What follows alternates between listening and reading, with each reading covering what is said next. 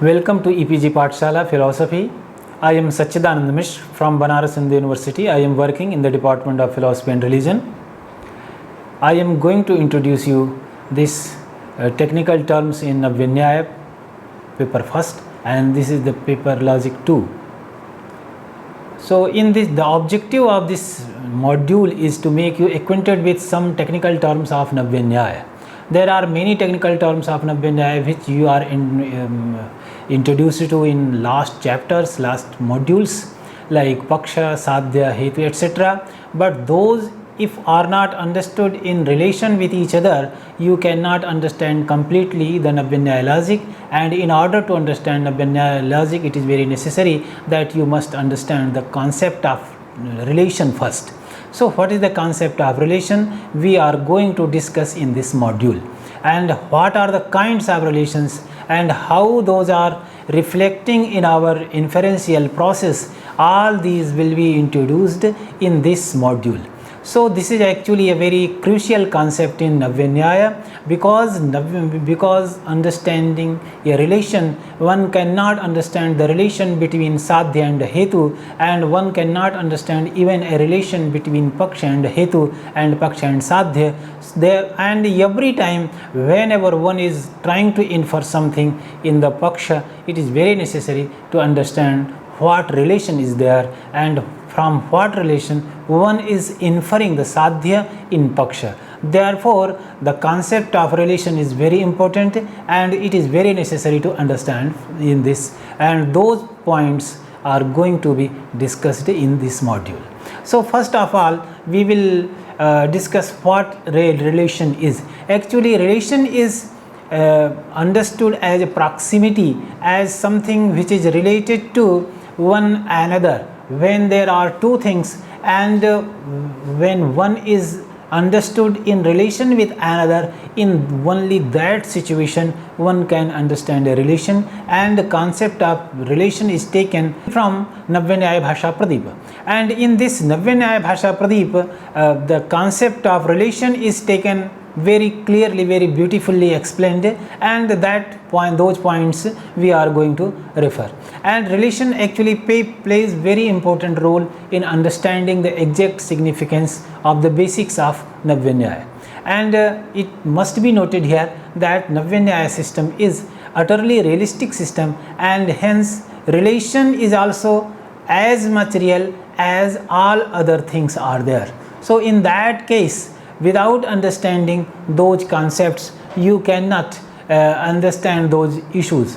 So if you take relation as a property, as a something which binds two things, and this relation is actually something which binds two things, and when those two things are understood in relation with each other, then we can understand the concept of relation. And what is this relation? In Navyanyaya Bhasha Pradeep, it is explained that relation is something which is understood as proximity, and these relations are basically it is closeness or proximity. And what is this closeness and what is this proximity? And actually many times it is said that relation is something which is between two things.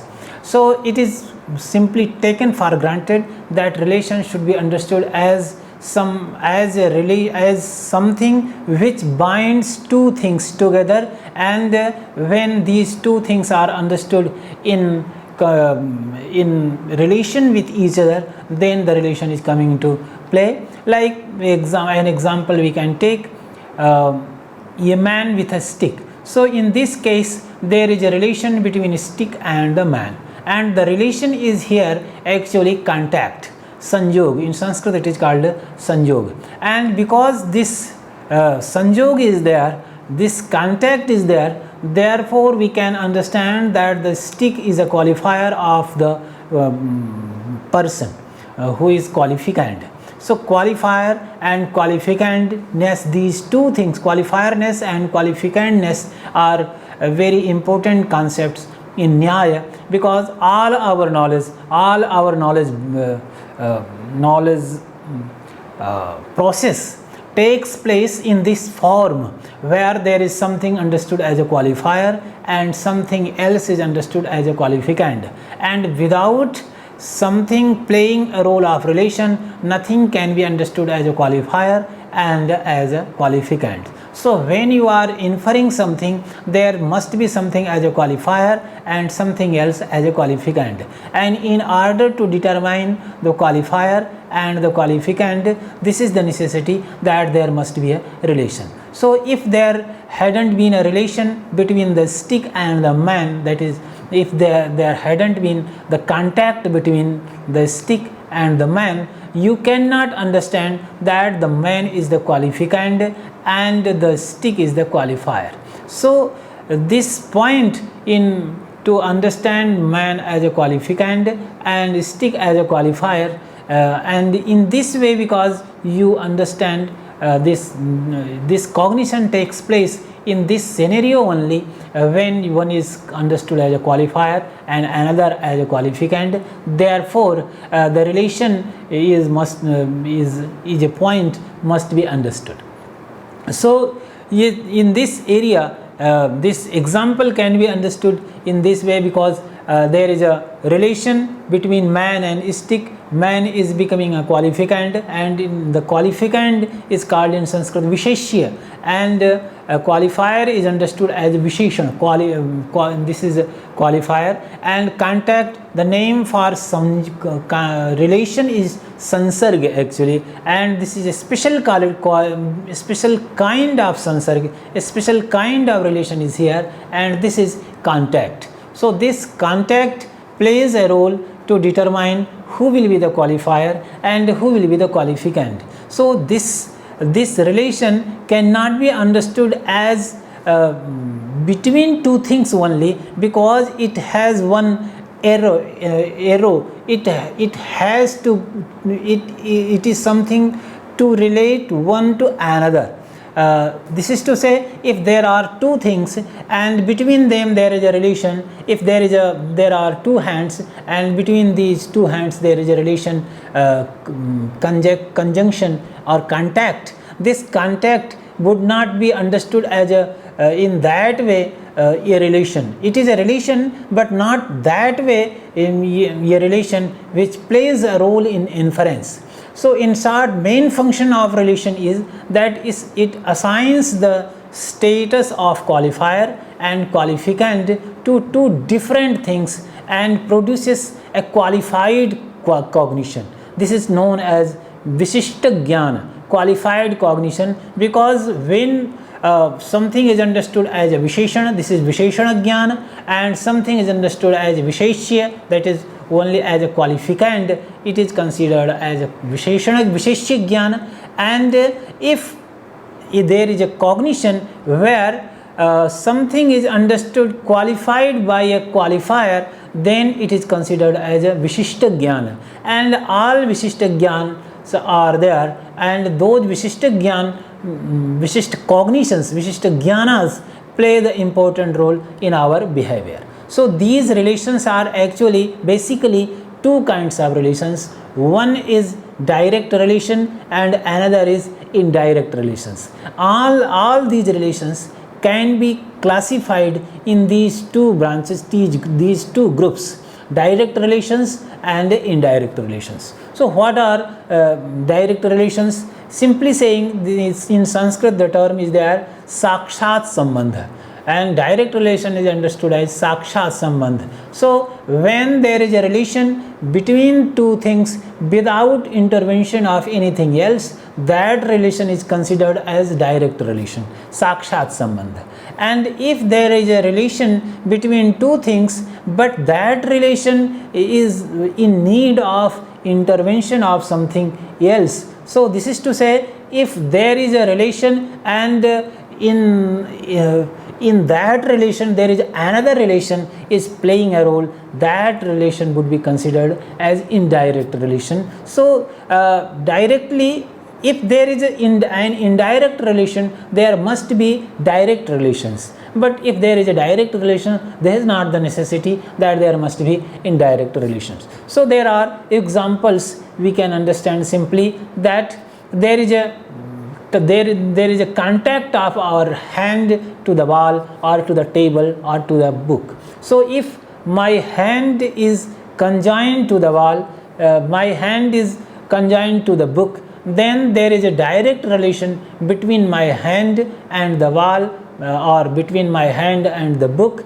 But when I touch the wall with my hand, when I touch the book with my hand, in that case there is another relation, and that relation is between my body and the wall. Nayayikas make a very clear-cut distinction between avayava and avayavi, between parts and whole. So if there is a conjunction between parts and an object, and between parts and a subject, in that case there must be another conjunction between whole and the substance. So in this case our hand is actually the part of our body and the wall is a substance. So if there is a conjunction between hand and the wall, in that case another conjunction would be generated, would be caused by this conjunction itself, and that conjunction is known as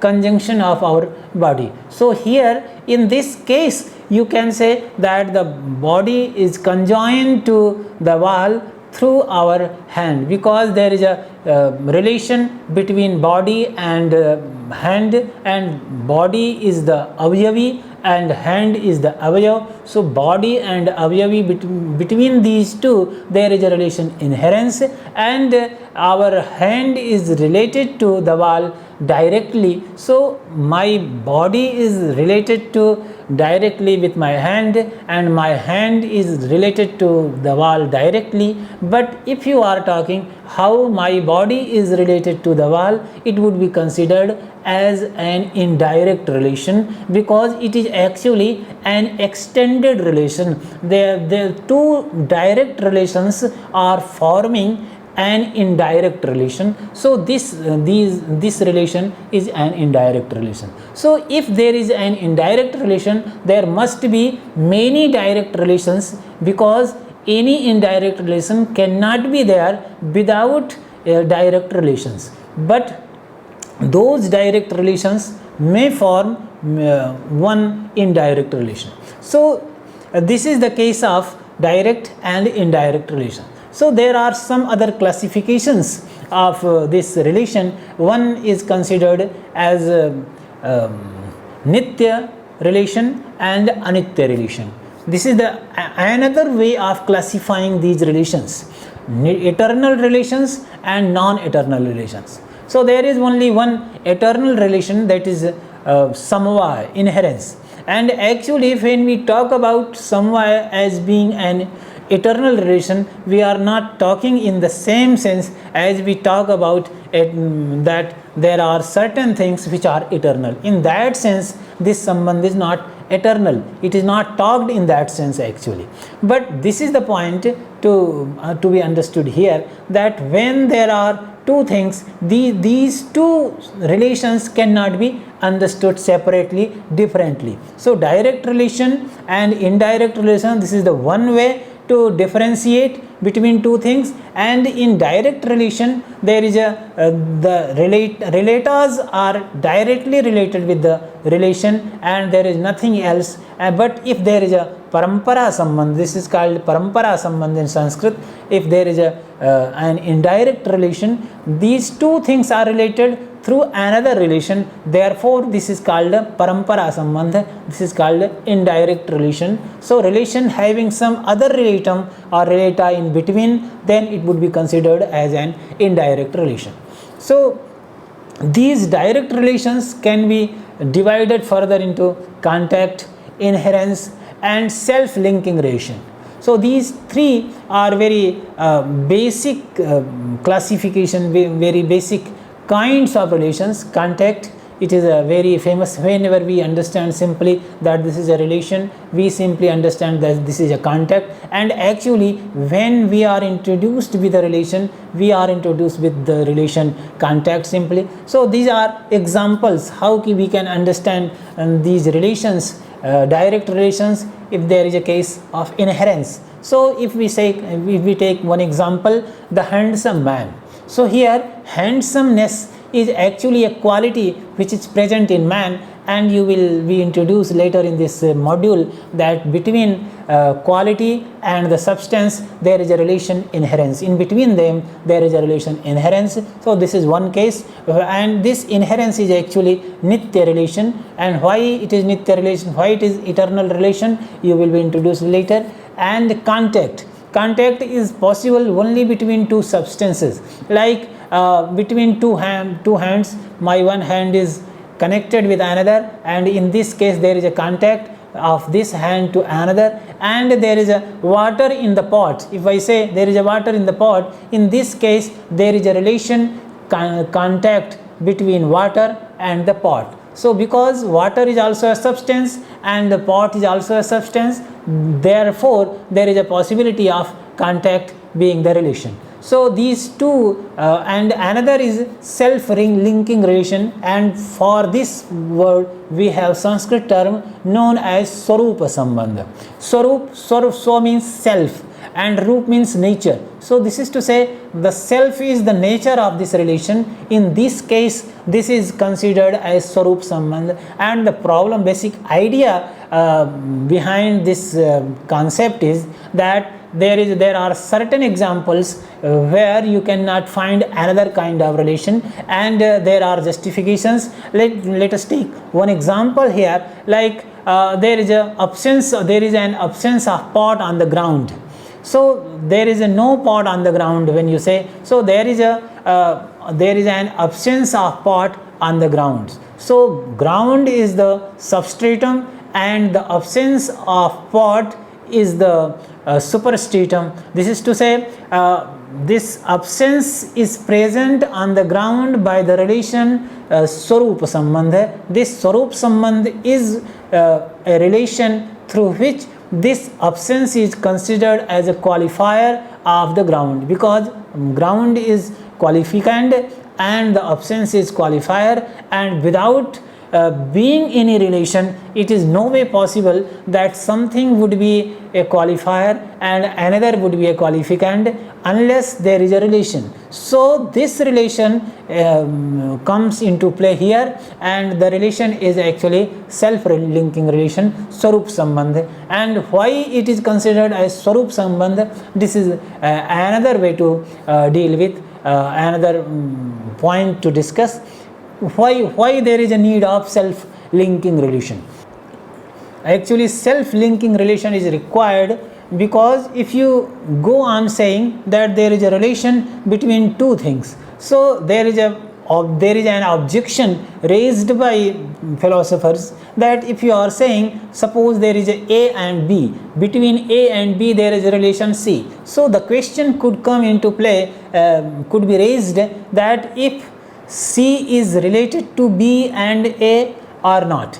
If C is related to B and A, then you must say that yes, C is related to A and B. Unless C is related to A and B, C cannot be a relation between A and B. So how there is a relation? And if you told that okay, there is a relation between A and C, and there is also a relation between C and B, so there will be another question that there should be another relation, because if there is a relation C between A and B, and there is a relation between A and C, that is D, and between C and B there is a relation E, so there will be more relations, and there will be infinite regress ad infinitum. There will not be any place where you can stay, you can end this doubt, you can end this debate. Therefore Nayayikas come into play with an idea that actually there are some relations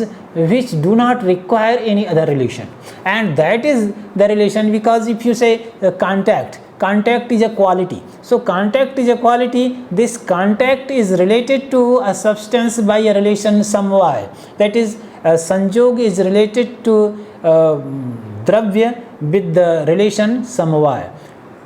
Contact is related to a substance with the relation inherence. But if you ask how inherence is related to the substance, the question would come here, and the answer is provided that there is no need of introducing another relation between inherence and the substance, because either the inherence or the substratum would play the role of self-linking relation, and the self-linking relation is nothing but it doesn't require anything to be introduced to play the role of relation. So without anything else, this can play the role of relation, and without any other relation, this relation is possible there.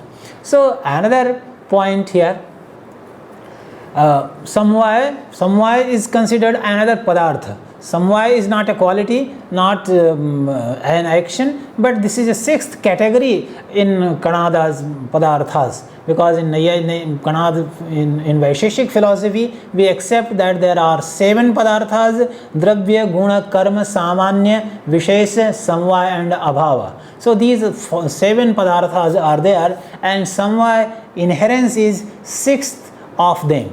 So this 6th is a kind of padartha which is considered as a relation, because without any other role to play, the inherence comes into play. So this inherence is a relation, but inherence doesn't need another relation to say that it is related to another. But there are certain things, as there is a rule that only 2 substances can have the relation contact. In the same way, there are certain rules where only it is possible to have this relation inherence, and it is said that ayuta siddhayoho sambandha samvaya. This samvaya sambandh is between only ayuta siddha. That is to say, what is the concept of ayuta siddha? The relation of or between the two which cannot be separated from each other. In different terms, it could be said that that relation would be considered as ayuta siddha sambandha. The relation between ayuta siddha, those 2 things are considered to be ayuta siddha, which yayor dvayor madhye ekam avinashyat aparashritam eva avatishthat. Between those 2, if one is not being destroyed, in so far it is not getting destroyed, it will be there depending upon other. In that case only those 2 things are considered ayuta siddha. So this is the idea of ayuta siddha, and between 2 ayuta siddha there is a relation inherence, and there are only 5 pairs where this relation is possible. One is that guna and guni, that is to say quality and substance. Between quality and substance there is a relation inherence, because in so far the quality has to exist, it must exist depending upon the substance. Without depending upon the substance, a quality cannot exist at all. Therefore between quality and the substance we accept that there is a relation inherence. Another example is given, kriya and kriyavan, action and the active substance. So you can see, you can observe that there is a relation between this moving fan and this movement. So this movement is the action and the moving fan is the active substance. So in so far the movement has to exist, it must exist in the fan, it cannot exist leaving the fan. So in so far the action has to exist, it must be there in the fan. Therefore between them there is a relation inherence. Jati and Vyakti, it is another example where it is taken that Jati and Vyakti, universal and individual. So between universal and individual there is a relation inherence, because in so far the individual has to exist, it must exist endowed with a universal. Therefore there is a relation inherence. Another example is there, avyavi and avayav, whole and parts. Between whole and parts there is a relation inherence. You can see that actually there are threads and there is a cloth. Cloth is the whole and the threads are the parts. So the cloth cannot exist leaving the threads. in threads it must exist, without threads it cannot. So these two are Ayuta Siddha, and there is a relation inherence. Another pair is Vishesh and Nitya Dravya, and Vishesh is particularity, ultimate differentiators, and Nitya Dravya eternal substance. So between a particularity, ultimate differentiator, and eternal substance, there is a relation inherence. So these are only 5 cases where it is possible to have a relation known as inherence. So contact we had discussed earlier. Contact is possible only between 2 substances. This is to say, if these 2 entities both are not substances, then there cannot be a relation known as contact. So contact is possible only if there are 2 entities and both of them are substances. So no other example qualifies to have a relation as a contact between them. So if the example we had taken earlier, that there is a pot and water, and between pot and water there is a relation contact, because water can exist without the pot, and pot can exist without water. So these two are not Ayuta Siddha, so there is no need of introducing a kind of relation inherence, but they can exist separately without being affected with each other, without another. Therefore between 2 substances only contact is possible, and if there is a product which can be produced, destroyed, that would be there with the relation. So in this category, gunas cannot exist by the relation inherence, only substance can be there by the relation inherence. So we have talked now just now self-linking relations, Swarupa Sambandha. So here self-linking relation is there between Adheya, that is between located, and the locus. Adheya and Adhar. So there is a pot on the table, so there is a book on the table. So book is the Adheya, this is located, and the locus of book is the table. So between them there is a relation.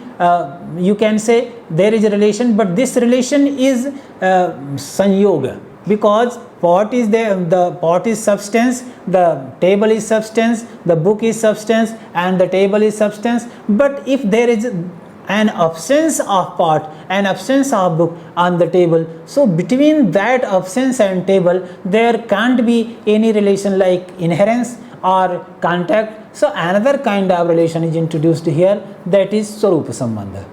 So when we say that there is an absence of pot, grihe patavhava, there is no pot, there is no cloth in the house. So in this case the absence of cloth is there in the house, and this absence of cloth is the qualifier of the house, and between house and absence of cloth there is a relation. This relation is nothing but actually because there are 2 things here. One is the absence, and the house is there, and the Nayayikas as well as the Vaisheshikas hold that as much as real the house is, in the same way the absence is also as much as real. So these 2 things are, both of them are real, and between them there is a relation Swarup Sambandha. This is called self-linking relation. So if you can say that if there is a case inherence and the substance, between inherence and substance there is a relation self-linking relation, this is Swarup Sambandha, because without this Swarup Sambandha this is not possible that this samvaya is related to the substance. So all other cases are there, and in all these cases we accept that there is a self-linking relation. In case of absence there is a self-linking relation in case of samvaya. So these 2 are very famous examples where we try to find out what is the justification of self-linking relation, because this question could arise there very clearly, that why there is a relation, why we accept that the absence is related to the pot, or why the absence is related to the ground. If the absence is not related to the relation itself. So in order to answer this question very simply, the Navyanyaya answer that actually we need not accept a relation which is related to both of them, but in these cases we can accept very easily that actually only the bhutal or the ground or the absence itself can play the role of relation. So these two are related, and these are the relation between them is self-linking relation. Okay, another case is understood here as Sarup Sambandh is also known as Visheshanata Sambandh. Visheshanata is also a kind of Sambandh because there are some other Sambandhas, some other relations which are considered as Visheshanata Sambandh, Sarup Sambandh, and this Visheshanata means the nature of Visheshana, nature of qualifier. So Sarup Sambandh as Visheshanata can be understood, and many times Sarup Sambandh can be understood as Visheshyata, the nature of Visheshya, nature of the qualificand. So nature of qualifier is also Sarup Sambandh, or nature of qualificand is also a Sarup Sambandh. So this Sambandh plays very important role when we perceive an object, because in Nyaya theory of perception there is a very detailed examination where detailed explanations about what kinds of sannikarsas are there and how our sense organ is connected to the object it perceives. Because if there is no connection, if there is no relation, connection is nothing but a relation. So if there is no relation at all, how our eyes are not able to perceive the objects which are beyond this wall, which are beyond this door, but only those things which are present in this room we can perceive. The Navyanyaya say that actually this happens only because there is a relation between the object perceived and our visual sense organ or other sense organs. Because there is a relation, there is a connection between them, therefore we are able to perceive the objects which are there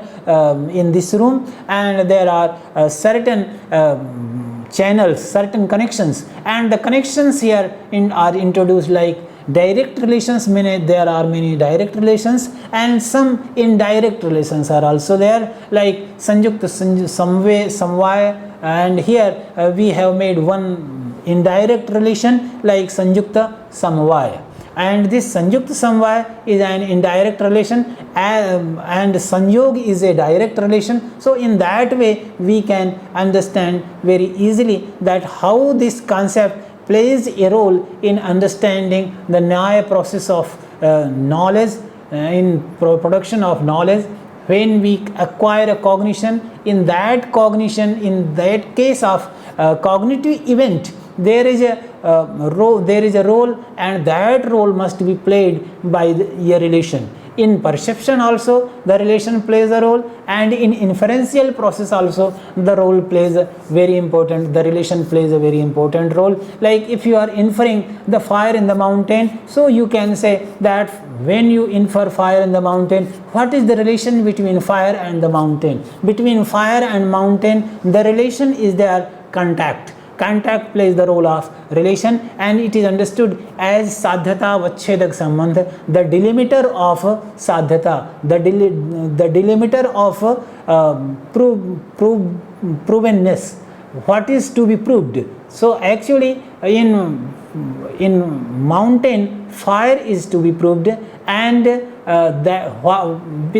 through which relation? What is the relation you are going to prove the presence of fire in the mountain? Because there are many possibilities. In many cases the fire could be present somewhere with another relation, and there are some other cases. So here precisely we have to understand what is the relation you are inferring something through which, what relation you are wanting to infer something. So if there is a inference like this, Parvatah Vanniman Dhumat, so here the smoke is present in the mountain by the relation contact, and the fire is to be proved in the mountain by the relation contact, not by the relation inherence nor any other relation. So these this understanding is very important in understanding the Nyaya process of inference. So let us sum up this module. In this module we have discussed the idea of relation and how this idea of relation is important in the process of inference, and many relations we have discussed: the relation contact, indirect relation, direct relation, and there are different kinds of direct relations: contact, inherence, and so on. There are so many indirect relations, and you can refer to the e-text which is written in this module, and we will cover some other chapter, other points about indirect relation in next module. Thank you.